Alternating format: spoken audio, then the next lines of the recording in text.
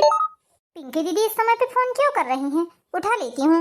Hello Pinky दीदी, कैसी हैं आप? सुनाइए। भाभी हेलो भाभी भाभी। अरे दीदी क्या हुआ, आप इस तरह रो क्यों रही हैं? बताइए मुझे, क्या बात है दीदी? मेरा दिल बैठा जा रहा है। दीदी बताइए प्लीज। भाभी सुबह आपके जीजा जी ऑफिस जा रहे थे, तभी एक गाड़ी वाले ने उनकी बाइक पर टक्कर मार दी, जिसके कारण उनके सर पर गहरी चोट आ गई है। भाभी क्या क्या बात कर रही हैं दीदी? इतनी बड़ी बात हो गई और आप इतने समय बता रही हैं हमें? शाम के 4 बजे बता रही हैं? भाभी इनका एक्सीडेंट हो गया है, ये बात मुझे भी पता नहीं थी। 2 बजे तक मुझे कोई जानकारी नहीं लगी भाभी। उसके बाद किसी ने इनके नंबर से फोन किया है मुझे, तब मुझे जानकारी लगी है। उससे पहले सड़क पर लोगों ने जो भीड़ इकट्ठा हुई थी, उन लोगों ने इन्हें हॉस्पिटल में ले जाकर एडमिट कर दिया था।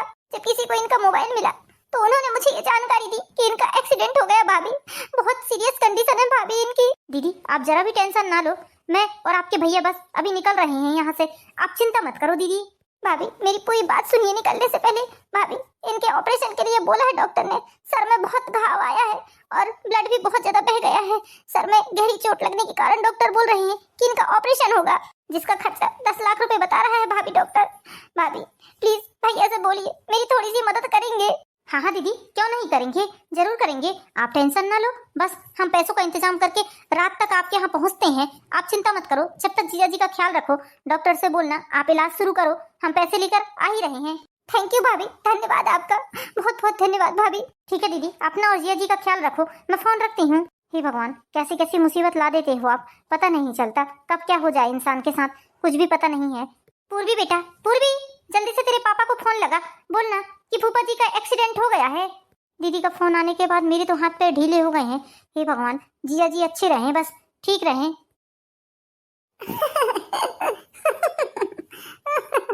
पूर्वी तुझे सुनाई नहीं दिया क्या? मैं कितनी देर से आवाज लगा रही हूँ। जल्दी तेरे पापा को फोन लगा, बोलना बुआ का फोन आया है, फूफा जी का एक्सीडेंट हो गया है, जल्दी घर आइए। ओफो मम्मी, कौन सा पहाड़ टूट पड़ा है जो आप इतना शोर कर रही हो? गला फाड़ फाड़ के तो इतनी देर से चिल्ला रही हूँ कि तेरे फूफा जी का एक्सीडेंट हो गया है, बुआ का फोन आया है, लेकिन मोबाइल से तुझे फुर्सत मिले तब ना, तब तो तू मेरी बात सुनेगी। हर समय बस मोबाइल मोबाइल।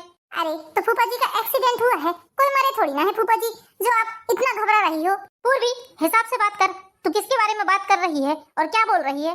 तुझे जरा भी अकल है या नहीं है? अच्छा ठीक है बाबा, गुस्सा मत होइए, लगा देती हूँ पापा को फोन। कौन सा मैं अभी फोन लगाऊंगी तो पापा अभी हाजिर हो जाएंगे, पापा अपने ऑफिस टाइम पर ही घर आएंगे, बता देती हूँ मैं। पूर्वी तुझसे जितना बोला जाता है ना उतना ही काम किया कर, बहुत ज्यादा ही बात करती है, बिल्कुल अपने पापा की तरह है तू, नक्सली। लेक्चर मत दीजिए मम्मी, लगा देती हूँ फोन। ये देखिए रिंग जा रही है। पापा घर आ जाइए, बुआ का फोन आया है, फूफा जी का एक्सीडेंट हो गया है। अरे एक्सीडेंट हो गया है तो इसके लिए मैं क्या करूँ पूर्वी? मैं कोई डॉक्टर थोड़ी ना हूँ जो तेरे फूफा जी का जाकर इलाज करूंगा। हाँ वही तो पापा, मैं भी तो मम्मी को यही बात समझा रही हूँ, लेकिन मम्मी है कि जैसे ही बुआ का फोन आया है तो बस सारा घर सर पर उठाकर नाचने लगी। पूर्वी तेरे पापा को फोन लगा, पूर्वी तेरे पापा को फोन लगा, फूफा जी का एक्सीडेंट हो गया, फूफा जी का एक्सीडेंट हो गया है। बस मैंने तो उन्हें समझाया कि आप अपने समय पर ही आओगे, और आओगे तो कौन सा बुआ के घर तुरंत चले जाओगे और जाकर फूफा जी का इलाज करोगे। इलाज करवाने की जरूरत है फूफा जी को, ना कि आपकी। ठीक है पूर्वी बेटा, ऑफिस से छुट्टी मिलने के बाद ही आऊंगा मैं, फोन रखो अब। ओके पापा, बाय पापा। सुन लिया ना मम्मा आपने क्या बोला पापा ने? पूर्वी उम्र के हिसाब से कुछ ज्यादा ही बात नहीं कर रही हो तुम, उम्र के हिसाब से कुछ ज्यादा ही बात कर रही तुम जिसके बारे में बात कर रही हो ना, वो तुम्हारी बुआ और फूफा जी हैं। ध्यान रखो वो तुम्हारी इकलौती बुआ हैं, जैसे तुम इस घर की बेटी हो ना, वैसे ही दीदी भी इस घर की बेटी हैं, ख्याल रखो। तुम्हें भी शादी होकर पराए घर जाना है, सोचो जिस तरह तुम्हारे पापा तुम्हारी बुआ को नहीं पूछते हैं, उसी तरह यदि तुम्हारा भाई भी तुम्हें नहीं पूछेगा तो तुम्हें कैसा लगेगा? मम्मी ये तो आपको पता है ना कि मेरे पापा मुझे कितना प्यार करते हैं, पापा के आगे तो भैया की भी नहीं चलती, तो फिर ऐसा होना तो इम्पॉसिबल ही है। क्या हुआ मम्मी, आप पूर्वी को क्यों चिल्ला रही हो, कोई बात है क्या? राज बेटा तेरे फूफा जी का एक्सीडेंट हो गया है, जिसके कारण उनके सर में बहुत गहरी चोट आई है, जिसके लिए डॉक्टर ने उन्हें ऑपरेशन करने के लिए बता दिया है। क्या क्या बात कर रहे हैं मम्मी, फूफा जी का एक्सीडेंट हो गया? हाँ बेटा तेरे फूफा जी बहुत सीरियस कंडीशन में है, डॉक्टरों ने 10 लाख रुपए बताया है उनके इलाज के लिए। अब बेचारी बुआ के पास इतने पैसे ही नहीं है, 5 लाख रुपए किसी तरह उसने जुटाया है। बेटा भगवान न करे यदि तेरे फूफा जी को कल को कुछ हो जाता है तो तेरी बुआ का क्या होगा? बच्चे छोटे छोटे हैं, दीदी के घर में तो कमाने वाले सिर्फ तेरे फूफा जी ही हैं। अब वही जब बीमार पड़ गए हैं तो घर में कैसे पैसा आएगा, कैसे भरण पोषण होगा उनका? मुझे तो यही बात समझ में नहीं आ रही है। उनके सियाने माता पिता हैं, वो तो बेचारे कुछ कर नहीं सकते हैं। बस मैं तो भगवान से एक ही प्रार्थना कर रही हूँ कि किसी तरह ठीक हो जाए वो बस। मम्मी आप टेंशन मत लीजिए, सब ठीक हो जाएगा। पापा को आने दीजिए, हम पापा से बात करते हैं। मम्मी का बस चले ना तो सारी जायदाद बुआ के नाम ही कर दे। ऐसी पहली भाभी देखी है मैंने अपनी लाइफ में कि वो अपनी ननद के लिए इतना कुछ सोचती हैं। दूसरी भाभियां तो अपनी ननद से छुपा छुपा कर चीजें रखती हैं, और एक हमारी मम्मी है कि हमेशा बुआ के लिए मुझसे और पापा से झगड़ती रहती हैं। खैर मुझे इससे क्या करना है, मुझे पता है मेरे पापा सब कुछ हैंडल कर लेंगे। वो फूटी कौड़ी भी बुआ को नहीं देंगे, चाहे कुछ भी हो जाए। पूर्वी बेटा, एक गिलास पानी लेकर आओ, बहुत ही ज्यादा थकान हो रही है। ये लीजिए पापा पानी। पूर्वी बेटा, तुम्हारी मम्मी से बोलना कि 1 कप अदरक वाली चाय बनाई, अच्छी कड़क। हाँ ठीक है पापा। सुनिए जी, मुझे आपसे कुछ जरूरी बात करनी है। अरे तुम्हें दिख नहीं रहा है मैं थका हारा आया हूँ ऑफिस से, तुम्हें यहाँ बातें करने की पड़ी हैं। जाओ जाकर मेरे लिए पहले अच्छी कड़क अदरक वाली चाय बना कर लाओ, उसके बाद में और दूसरी बात करेंगे। नंदोई जी का एक्सीडेंट हो गया है और आपको यहाँ चाय पीने की पड़ी है। मैंने आपको फोन लगाया 2 बार 3 बार, आपने मेरा फोन नहीं उठाया। और पूर्वी ने तो आपको बताया ना कि भूपा जी का एक्सीडेंट हो गया है। अरे तो एक्सीडेंट हो गया है तो इसके लिए मैं क्या करूँ? मैं थोड़ी ना जिम्मेदार हूँ। एक्सीडेंट हो गया है तो तुम मुझे क्यों बता रही हो? कैसे भाई हैं आप जो अपनी इकलौती बहन के पति के बारे में इस तरह की बात कर रहे हैं? बड़ा भाई तो पिता के समान होता है ना। उनके माता पिता नहीं है तो क्या हम लोगों का फर्ज नहीं बनता है उनके लिए कुछ करने का? मम्मी पापा जी के गुजरने के बाद तो आपने अपनी बहन को इस तरह से छोड़ा है कि जैसे वो आपकी कोई लगती ही नहीं है। अरे खून का रिश्ता है आपका, इकलौती सगी बहन है वो आपकी छोटी। कितनी मुसीबत में है बेचारी आज दीदी। भगवान ना करे यदि कल को जीजा जी को कुछ हो जाता है तो उनके छोटे छोटे बच्चों का क्या होगा? क्या ही मांग रही है बेचारी वो? कोई आपसे हिस्सा जायदाद तो नहीं मांग रही है, बस अपने पति की जान बचाने के लिए 5 लाख रुपए ही मांग रही है। 5 लाख रुपयों का उन्होंने इंतजाम कर लिया है। बाप रे, 5 लाख रुपए? तुम तो इतनी आसानी से बोल रही हो 5 लाख रुपए मांग रही है, जैसे 5 लाख रुपए झाड़ में लगे हैं। जाओगी तो झाड़ हिलाओगी, 5 लाख रुपए गिर जाएंगे। अरे 5 लाख रुपए कोई यही नहीं होते हैं। अरे कैसे भाई हैं आप, कितने स्वार्थी भाई हैं आप। मम्मी पापा जी के जाने के बाद तो आप इस तरह से रंग बदल रहे हैं कि पूछो ही मत। वो तो मम्मी पापा जी दोनों की एक्सीडेंट से मृत्यु हो गई, वरना मम्मी पापा जी आज रहते ना तो दीदी के नाम पर आधी संपत्ति जरूर करके जाते। और मम्मी जी तो मुझसे बोलती ही थी कि मैं अपनी बेटी के नाम पर कम से कम 1 करोड़ की संपत्ति करके जाऊंगी। अरे कम से कम 10 करोड़ की संपत्ति है आपके पास, फिर भी आप 5 लाख रुपए देने को तैयार नहीं है दीदी को। अरे माता पिता की धन संपत्ति में सिर्फ और सिर्फ बेटे का अधिकार होता है, बेटी का कोई अधिकार नहीं होता है। वो पराये घर की होती है। एक बात ध्यान रखो तुम, मेरे बाप की धन संपत्ति है, मेरा हिस्सा है उसमें, मैं अकेला वारिस हूँ उस संपत्ति का। दीदी के नाम पे कुछ नहीं है। जो उसके सास ससुर का है उसमें उसका हक है। यहाँ किसी प्रकार का हक जमाने की जरूरत नहीं है उसे, बता दो। देखिए ये समय बहसबाजी करने का या बातें बनाने का नहीं है। मैं आपसे हाथ जोड़ती हूँ, पैर पड़ती हूँ, आप 5 लाख रुपए दीदी को दे दीजिए। बस ये समझिए कि आप उन पर एहसान कर रहे हैं। ये 5 लाख रुपए देकर आपके 5 लाख रुपए देने से यदि उनके सुहाग बचता है तो कितनी अच्छी बात है। भगवान आपको कितना पुण्य देंगे ये भी तो समझिए आप। ये तो पुण्य का काम है ना। अपने बहनों की जान बचा रहे हैं आप। छोटे छोटे बच्चे हैं आपकी बहन के, यदि कल को जीजा जी को कुछ हो जाता है तो बच्चों का क्या होगा? अरे पुण्य और पाप कुछ नहीं होता, जिसके पास पैसा होता है दुनिया उसी के कदमों को चूमती है। एक बात ध्यान रखना, आज मेरे पास पैसा है इसलिए मेरी बहन मुझे फोन लगाती है। यदि मेरे पास पैसा नहीं रहेगा ना तो मेरी बहन मुझे फूटे कौड़ी में नहीं पूछेगी। यदि कल तक दीदी के पास पैसों का इंतजाम नहीं हुआ तो शायद जीजा जी को वो हमेशा हमेशा के लिए खो देंगी। प्लीज मेरी बात मानिए, पैसे दे दीजिए। मैं तुम्हें साफ साफ बता देता हूँ कि इस घर से 1 फूटी कौड़ी भी नहीं दूंगा। मैं उसे समझा दे रहा हूँ तुम्हें अब मैं, और अब इस बारे में कोई भी बात नहीं होगी, समझ लो तुम। यहाँ तुम्हारा पति थका हारा आया है दिन भर का ऑफिस से, उसके बारे में छोड़कर दूसरे के पति के बारे में सोच रही हो। अरे किसी का कुछ हो, तुम्हें क्या करना है? दूसरों की भाभियों को देखो, 1 फूटी कौड़ी अपने घर का नहीं देती हैं अपनी नंदों को, और एक हमारी औरत है जो 5 लाख रुपए देने को तैयार हो गई अपनी ननद को। बताओ, इतनी मेहनत किसी दूसरे के लिए थोड़ी ना कर रहा हूं मैं। वही 5 लाख रुपए बचेंगे तो मेरे भविष्य के काम आएंगे, मेरे बच्चों के भविष्य के काम आएंगे। मेरे 2 बच्चे हैं, कल को मुझे कुछ हो जाएगा तो कौन पूछेगा भला मुझे? हे भगवान, जीजा जी को कुछ मत हो, बस उनकी जान बचा लेना भगवान। उनके ऊपर अपनी कृपा दृष्टि बनाना भगवान। किसी भी तरह पैसों का इंतजाम हो जाता तो मैं दीदी को पैसे ले जाकर दे देती। कौन से मुंह से उन्हें फोन करूं? बेचारी मेरी ननद इतनी अच्छी है कि कभी 1 रुपए की भी मांग नहीं करती है। जो साड़ी मैं हाथ उठाकर दे देती हूँ उसे, उस साड़ी को लेकर चली जाती है। कभी उसने 1 रुपए की तक मांग नहीं की है मुझसे, और न ही अपने भाई से। और दूसरी बहन होती तो इतनी धन संपत्ति देखकर कोर्ट क्लेम कर देती और अपना हिस्सा मांगने लगती, और इन्हें देना पड़ता। क्यों नहीं देते? कानूनी तौर पर बेटी और बेटे दोनों का अधिकार होता है धन संपत्ति में माँ बाप की, लेकिन एक ऐसे भाई हैं जो अपनी बहन के नहीं हो रहे हैं। ये क्या सोच रहे हैं? यही जिद्दी हैं। मैं भी इनसे ज्यादा जिद्दी हूँ। अभी इनका पाला नहीं पड़ा है जरा मुझसे। मैं अपनी ननद को 5 लाख रुपए दिलवा कर ही रहूंगी। उसका सुहाग इस तरह उजड़ने नहीं दे सकती मैं। मेरे हाथों में है तो मैं कर सकती हूँ। फिर उसके आगे ऊपर वाले की मर्जी है। कम से कम बाद में मुझे इस बात का पश्चाताप तो नहीं रहेगा कि मैं काश थोड़ा सा जिद कर लेती या थोड़ी सी अपनी बुद्धि लगा लेती तो आज मेरी ननद का सुहाग अमर रहता। मैं ऐसा कुछ आइडिया लगाती हूँ जिससे ये खुद पैसे निकाल कर अपनी बहन को दे दें। हाँ हाँ, आ रही हूँ, रुको जरा। आपका बहुत बहुत धन्यवाद भैया, जो आपने ये फेक नोटिस बना दिया। अब इस झूठे नोटिस से मैं पैसे निकलवा कर ही रहूंगी। अरे कोई बात नहीं भाभी जी, इतना तो कर ही सकता हूँ मैं अपनी बहन के लिए। ठीक है भाभी जी, अब मैं चलता हूँ। अब देखती हूँ, जैसे ये नोटिस देखेंगे ये तो फट से पैसे निकाल देंगे, क्योंकि इन्हें खुद ही नोटिस वोटिस से थोड़ा डर ही लगता है। अजी सुनिए, पूर्वी के पापा जल्दी आइए पूर्वी के पापा। अरे क्या हुआ, आसमान टूट पड़ा क्या जो तुम इतना शोर करके बुला रही हो मुझे, इतनी जोर जोर से चिल्ला रही हो? क्या हुआ बताओ आप। देखिए ना, दीदी को हमने सीधी तरह से पैसा नहीं दिया तो उन्होंने ये नोटिस पहुंचाया है आपके नाम से और बोला है कि यदि सीधे सीधे आप 5 लाख रुपए नहीं देंगे तो आपके ऊपर कोर्ट केस हो जाएगा। इसमें लिखा हुआ है कि माँ बाप की संपत्ति में बेटे और बेटी दोनों का अधिकार होता है, इसलिए आपको उन्हें पैसे देने ही पड़ेंगे। और इसमें ये भी लिखा है कि यदि आपने उन्हें पैसे नहीं दिए तो कहीं ऐसा ना हो कि पुलिस आकर आपको उठा कर ले जाए। दीदी ने इसमें साफ साफ लिखवाया है कि यदि उनको उनके पैसे नहीं मिले तो फिर उसके बाद में जो भी होगा उसके जिम्मेदार मेरे भैया खुद ही होंगे।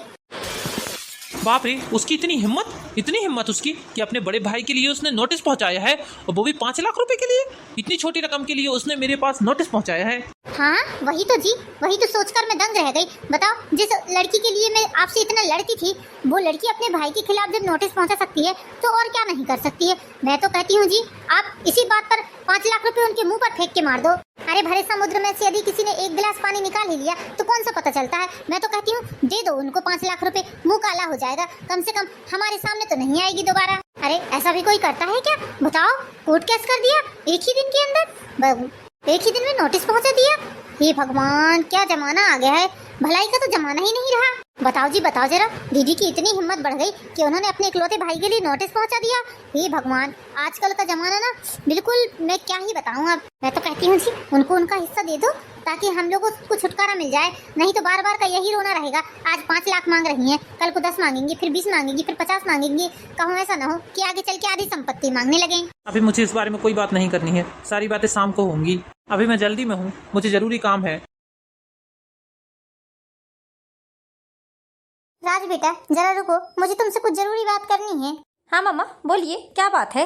राज बेटा, जो हमने झूठा नोटिस पहुंचाने का आइडिया लगाया था वो तो कोई भी काम नहीं पड़ा। तेरे पापा बिना नोटिस को हाथ में पकड़े ही चले गए। क्या इसका मतलब पापा ने बुआ को पैसे देने से मना कर दिया? हाँ बेटा, तेरे पापा ने पैसे देने से साफ साफ मना कर दिया है।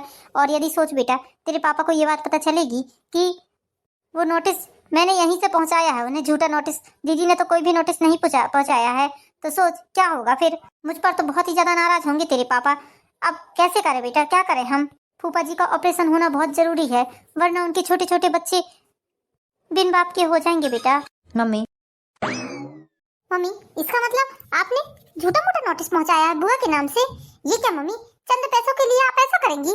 चुप रहो पूर्वी, वरना एक चपाट लगेगी तो सब सीधी हो जाओगी। बड़ों की बातों में ज्यादा ध्यान देने की जरूरत नहीं है, अभी तुम्हारी उम्र ही क्या है जो तुम इतना कान लगाकर बातें सुन रही हो। एक्सक्यूज मी मम्मी, यदि आपको पता न हो तो आप मेरे कमरे में ही आकर बात कर रही हैं, मैं कहीं कान लगाने नहीं गई हूँ। तुम्हें तो मैं बाद में समझाऊंगी, पहले मैं जरा सामने जो समस्या खड़ी है उसको हल कर लूं, फिर तुम्हें तो तरीके से समझाऊंगी।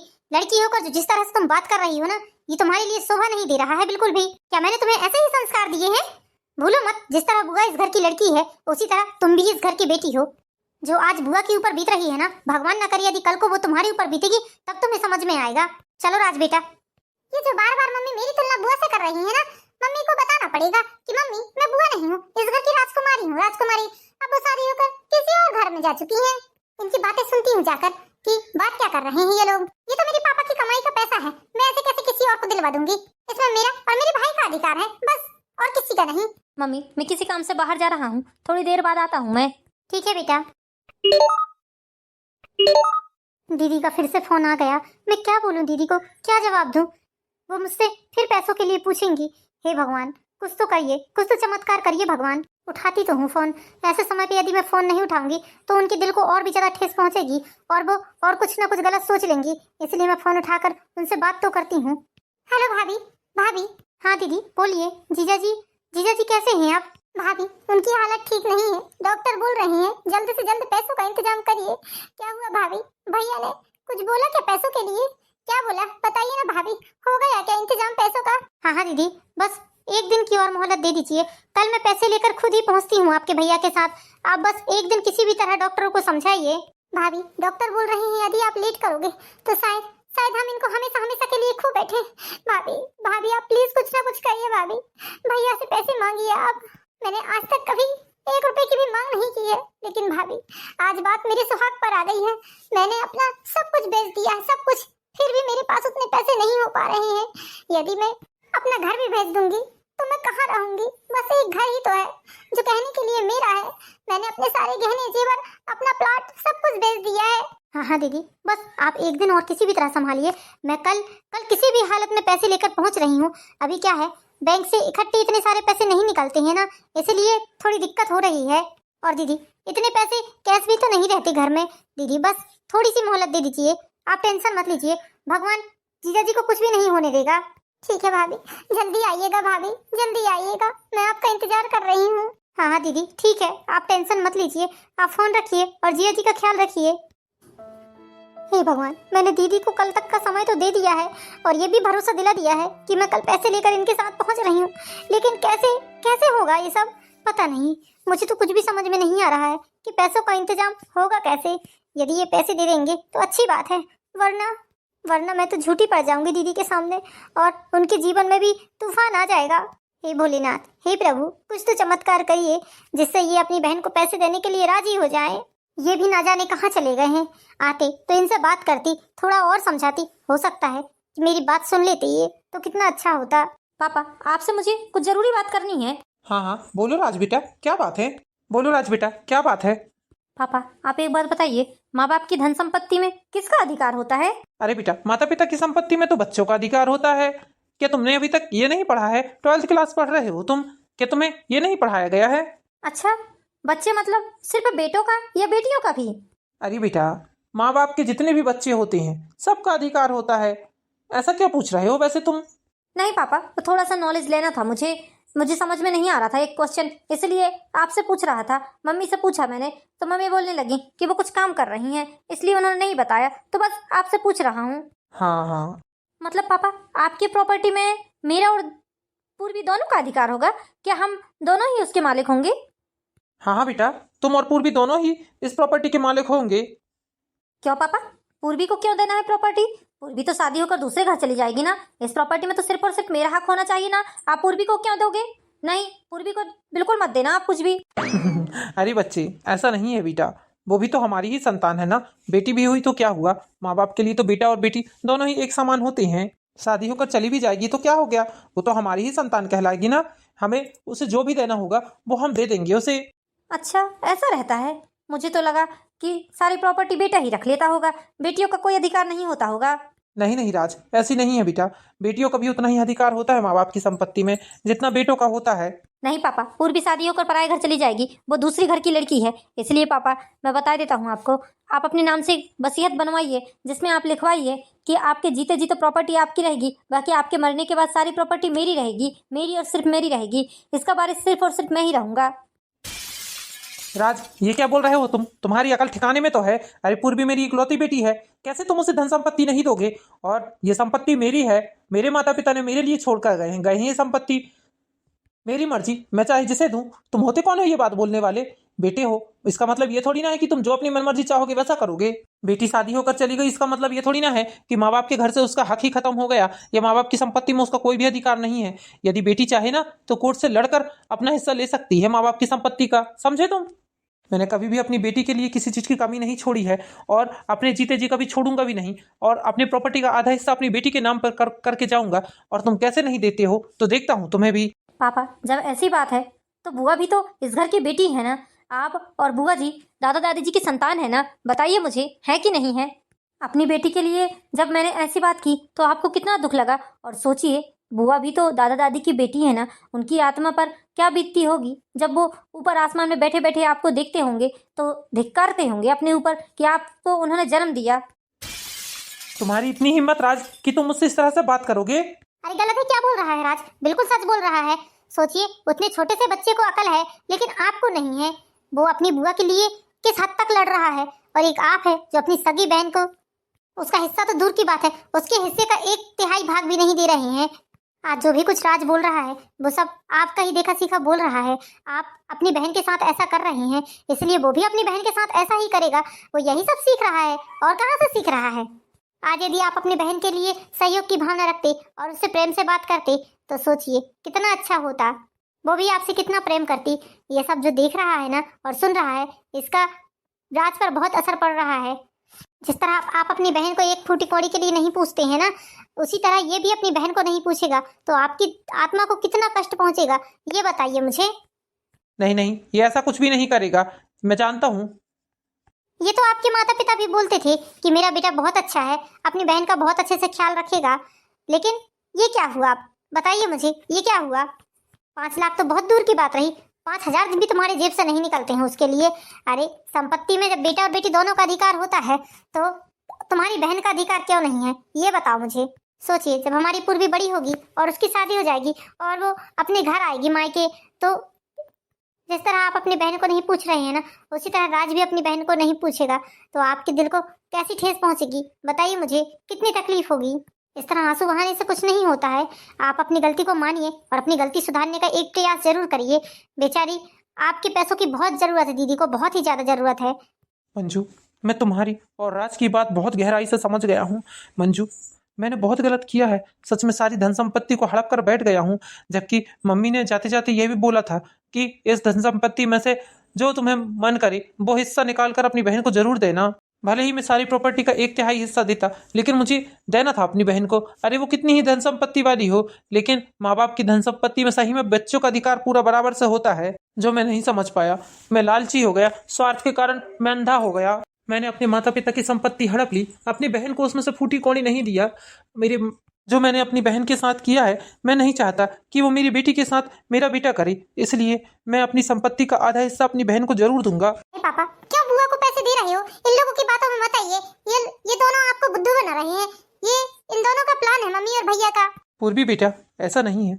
जो आज तुम्हारी बुआ के साथ हो रहा है, सोचो यदि कल वो तुम्हारे साथ होगा तब क्या होगा। मेरे जीवन का कोई भरोसा नहीं है बेटा।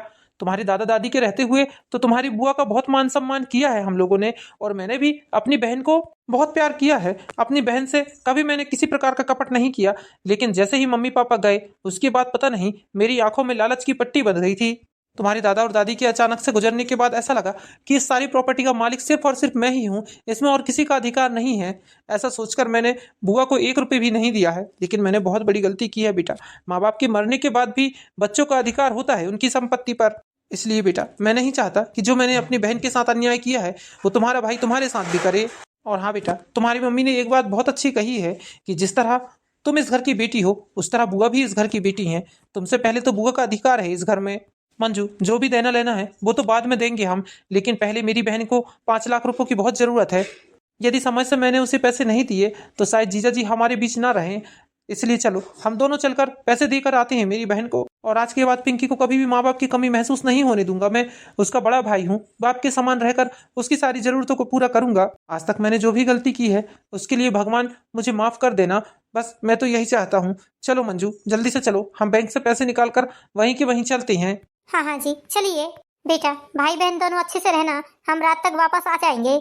ठीक है मम्मी, आप निश्चिंत होकर जाइए। मैं अपनी बहन का बहुत अच्छे से ध्यान रखूंगा, उसके खाने पीने से लेकर सारा ध्यान रखूंगा मैं। तो दोस्तों कैसी लगी आपको कहानी पसंद आई हो तो चैनल को सब्सक्राइब कीजिए, वीडियो को लाइक कीजिए। मिलते हैं नेक्स्ट वीडियो में दोस्तों, जब तक के लिए बाय बाय।